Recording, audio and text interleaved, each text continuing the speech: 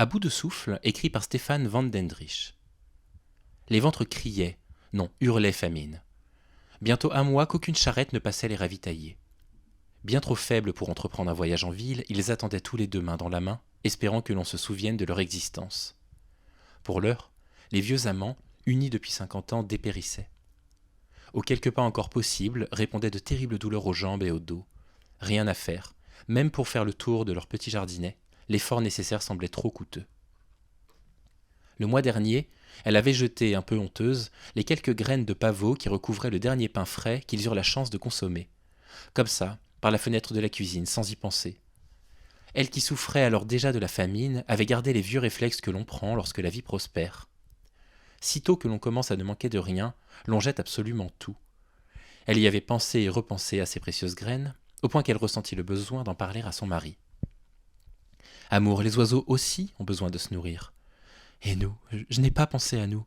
Elles ne nous auraient apporté que peu de réconfort, ces quelques graines, ne t'en veux donc pas. J'ai pourtant jeté ce qui nous serait comestible.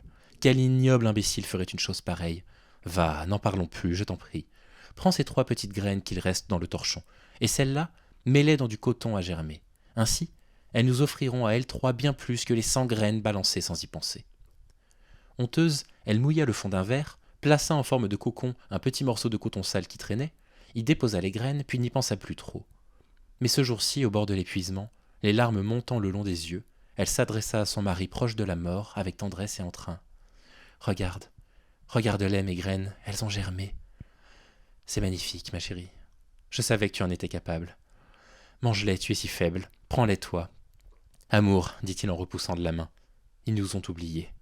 Je ne leur en veux pas, mais ce n'est plus de nourriture dont j'ai besoin. Juste d'amour. Ainsi je partirai comblé. Dans ce cas, je ne les mangerai pas non plus. » Elle allongea son corps abîmé contre celui de l'homme de sa vie.